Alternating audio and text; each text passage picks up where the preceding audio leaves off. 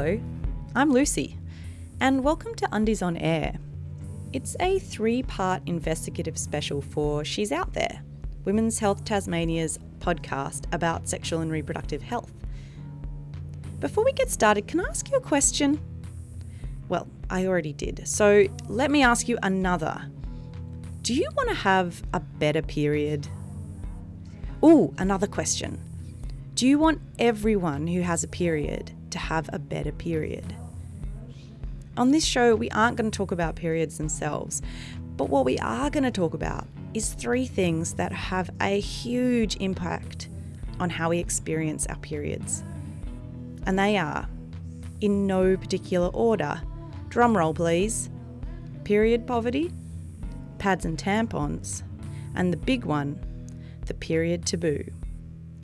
So think of this podcast as a period manifesto for Lutruwita, Tasmania.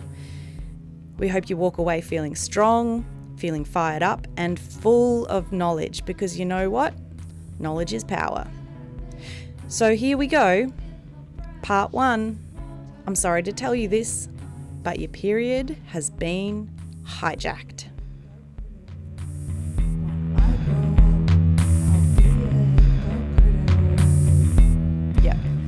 So first, I'll ask you just to introduce yourself, maybe say your name and maybe what you're doing with your life. Well, my name is Maggie. I am studying social work currently. I'm studying social work here in Nipaluna. I'm a local and I'm very interested in reproductive health. I'm really interested in sexual health. I wanted to ask you something that I guess we don't ask each other very much, which is I wanted to talk to you about your period, which feels weird to ask. In particular, what was your first period like? Do you remember that happening? And I do. I remember there being so much anticipation. I was in my last year of primary school. So maybe 11 or 12, I think, is about the age. I got my period in the middle of the night, and I didn't tell anyone, and I found one of my mum's tampons, and I used it straight away, and it really hurt. And I didn't tell them, my parents, and taking it out really hurt too, because it didn't absorb much at all. It was just a couple of drops of blood. But I remember feeling very,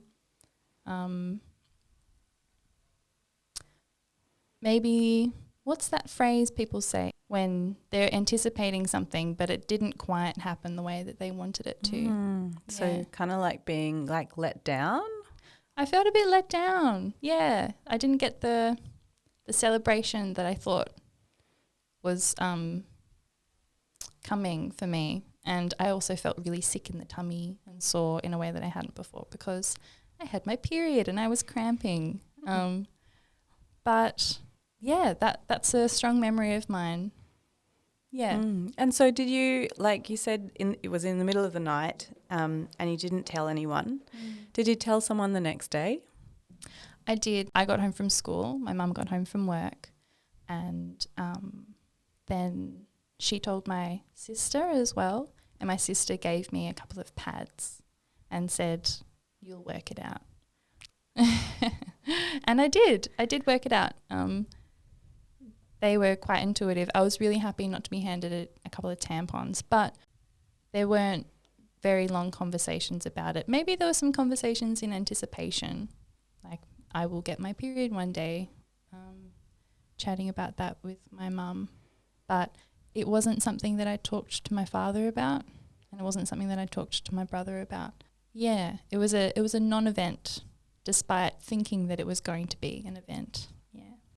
At school, the dominant chat about periods was how gross they were, and that's what the boys at school had to say. Blood and vaginas at the same time.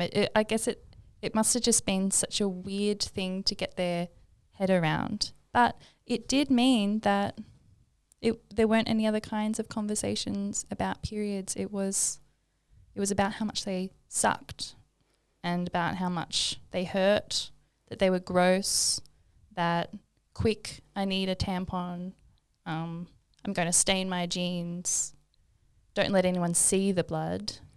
That was pretty common, I'd say. Mm-hmm. It was probably also reflected by teachers a little bit, in that it felt very urgent and private. If you said to a teacher, I have to leave because I'm getting my period, you had to whisper, you didn't want anyone else to hear it, and it was a very quick way to get out of school or go to the toilet, or no one can argue against the wrath of the bleeding vagina. Mm-hmm, mm-hmm. Yeah. Like a kind of, this is an emergency, it's Yeah. a medical emergency. And if you ask me any questions about it, you'll... How dare you? Yeah. You too will bleed.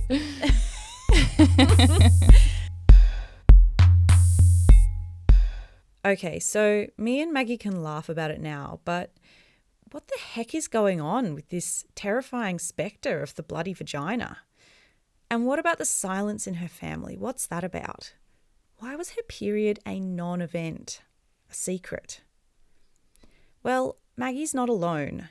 So many of the people we've spoken to in making this podcast had similar stories. Does it have to be this way? To paraphrase the great Lady Gaga, baby, baby, are we born this way?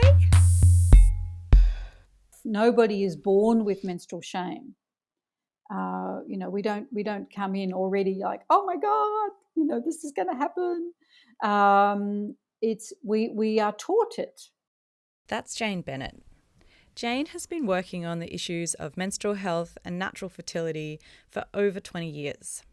She's an educator, a writer, and she set up the Chalice Foundation, which trains people in how to facilitate a positive menstrual culture in schools and communities. Jane has heard from thousands of people with periods from all over the world, and she co-wrote a book based on these stories called About Bloody Time. And it's a bloody good read. In it, she found that the menstrual taboo, that sense that a period is something secret, hidden, or something dirty, is alive and well in our communities. So she was the perfect person to answer the questions. What is the menstrual taboo? How can you spot it? And why is it a problem? Over to you, Jane. Wow. I'll try and give a simple answer, but I'm going to sort of just add a little caveat to start with, is even in one country, you'll find it's different in different communities, different in maybe different religious groups or different ethnic groups, or even in different schools. And I've even seen somewhat in a micro sense a different culture in different classes of one school. So and where I think this comes from is if we see the quality of shame as underpinning the taboo, shame is very catchy. So if someone comes into a class or a workplace and there's already a culture where we don't talk about that and we're really uncomfortable about that, then we tend to go along with that. Or if we go into a new workplace or a new friendship group, or we join a new sports group, and people are very open and comfortable, and there's menstrual products available, and there's a policy about what to do if you're having difficulties, then for most of us, we will naturally relax into that and feel we can be more open. So that's sort of an example of the diversity. But how it does manifest is an example in healthcare. There's many women report that they're often either sort of ignored or fobbed off, or their symptoms are diminished if they go in saying, oh, my period pain is just really awful, or I have just such heavy periods, and I'm really drained. And the options they're given seem to be very limited, and there's not a sort of a deeper exploration. unless a woman really pushes that and really is actively seeking proper treatment for herself. So I think, I mean, of course, I don't want to criticize health practitioners. As far as I understand, in many cases, there's very little education in, let's say, for instance, in medical training around the menstrual cycle itself and menstrual conditions. So, that's sort of that's another manifestation. So I don't think it's any lack of care, but I think it's a lack of. It's just a sign across society that we give little attention to this field, and another sort of on the opposite tack, many women and girls, and research bears this out, where they might, happily go and get treatment if they've got the flu or they've, sprained their ankle or broken bone or something like that. For a great percentage of women and girls, they're very reluctant to go and get help if they're experiencing menstrual problems because of the attached shame and embarrassment, and the sense of taboo around, and not even having modeling around how do you talk about it? How do you talk about this? And feeling, feeling a degree of shame, or even that the people they're speaking to aren't really trained in being able to be very supportive and upfront and positive in a way that helps elicit those conversations in other people. So that's just a few little examples. There's the amazing thing when we were working on About Bloody Time and the research that went into that, and we had nearly 3,500 women and girls from 12 to 80 in age, which was just fantastic. And there were so many different stories and incredible diversity. And I've been working in this field for many years, but I was still blown away by the range of stories and range of experiences, and the range of ways that women and girls expressed their experiences, whether it was of the different cultures that they came from, whether it was how they were treated at school, when they got their period, or what their father or mother or family said.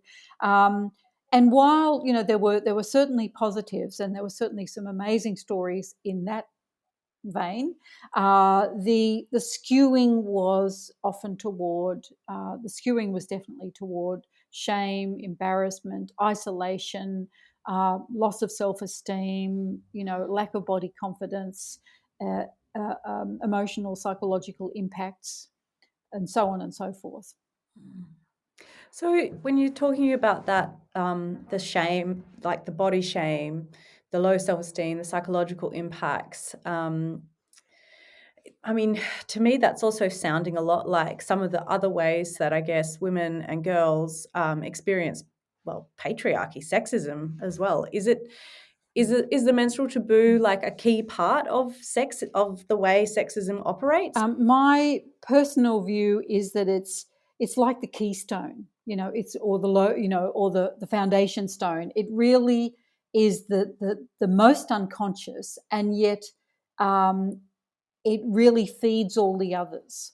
So if very often, we've had sort of through let's say just through the 20th century and where we are now, and the nature of patriarchy is that the male body and how the male body functions is elevated. That's the norm. That's the normal. That's the central. The aspects of the female body, and particularly the menstrual cycle, is the other. So we have this othering of the way that our body functions.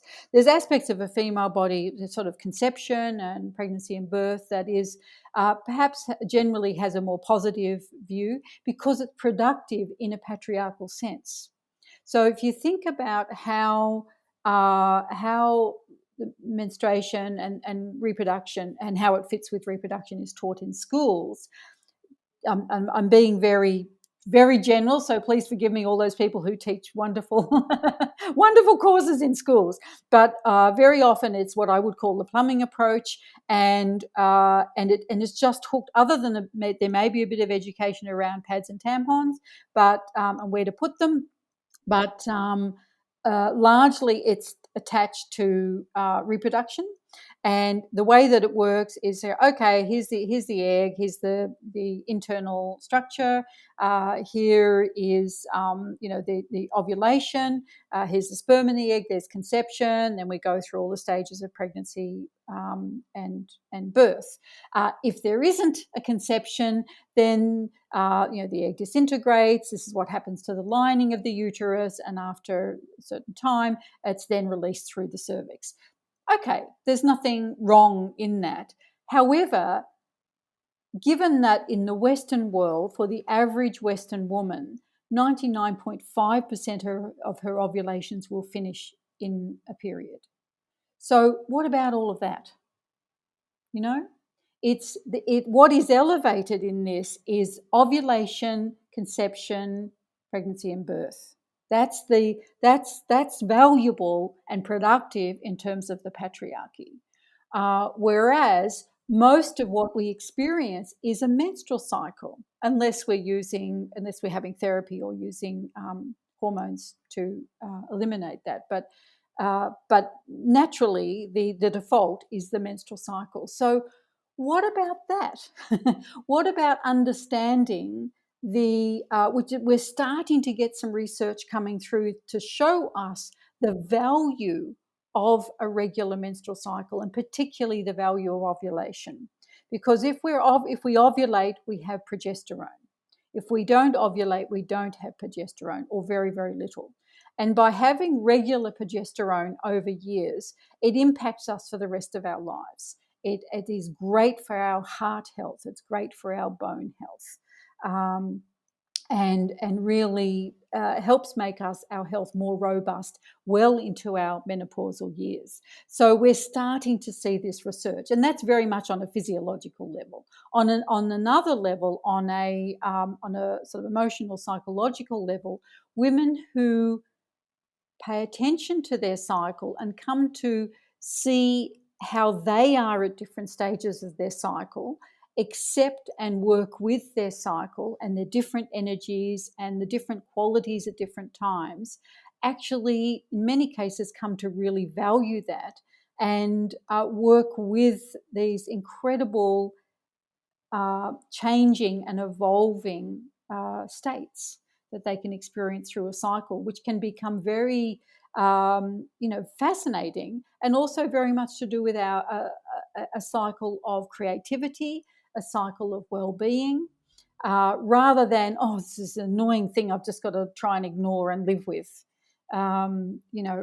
It's the opposite. If we understand it and it's given respect, and we are given sort of the knowledge and the space with which to do that and to care for ourselves, then it can be a totally different experience.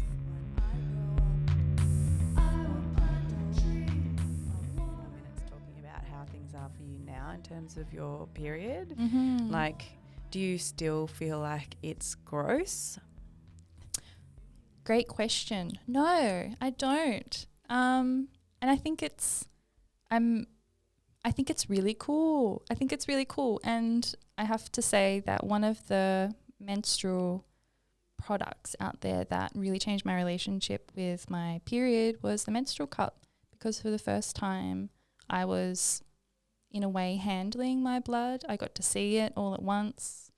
If I was throwing it away, it felt more thoughtful to do it in the shower or down the toilet and see how red it was, and it was a completely different experience of seeing my blood.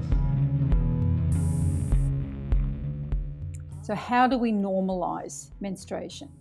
The energy that goes into maintaining that pretense that I'm walking around and I'm not having having a period, or I'm not at some stage of my menstrual cycle, means that there's an enormous amount of anxiety that goes into that. There's very little positive for a very small number of people, if that's even so, to perpetuate the menstrual taboo. Menstruation would still need to be managed if it was fully normalised, but to be able to be comfortable and there was respect around menstrual needs, it would just take a lot of the heat out of. It does make a huge difference, and I think normalisation is the key, and it needs to happen in 100 different ways, in every environment, in every situation. It's far less private now. It doesn't feel taboo to talk to people about. In fact, I get quite a kick out of talking about it with people and seeing them, if there's a facial reaction that shows that they're a bit squirmish about it, then I'll probably dive deeper. Because it happens to the half of the people on this earth have menstruating uteruses. Yeah.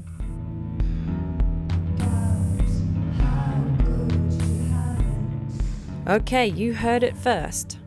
Normalise, normalise, normalise. I reckon that's going to look different for different people, hey. Maybe you're like Maggie and your normalising is being blunt and bolshy and public.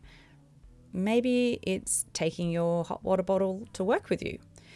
Maybe it's the radical / not so radical step of really getting to know your cycle. Whatever it looks like, we wish you a very good period. And if you want more info about periods, did you know that Women's Health Tasmania has a library and health workers who can be a resource on this? A very big thank you, to our guests, Maggie and Jane, for sharing their wisdom and insight, and to Red Thread for letting us use their Flash podcast studio. And a last giant thank you to ex-Nipaluna, now Naarm-based musician Pretty in Pink, who let us use her song Hypocrita for free. If you're a musician or if you know musicians, you will know just how generous that is. So Pretty in Pink, we can't thank you enough. This podcast is made by Women's Health Tasmania. To find out more about us or the Undies Project, which inspired these episodes about menstruation, go to our website, www.womenshealthtas.org.au, or find us on Facebook.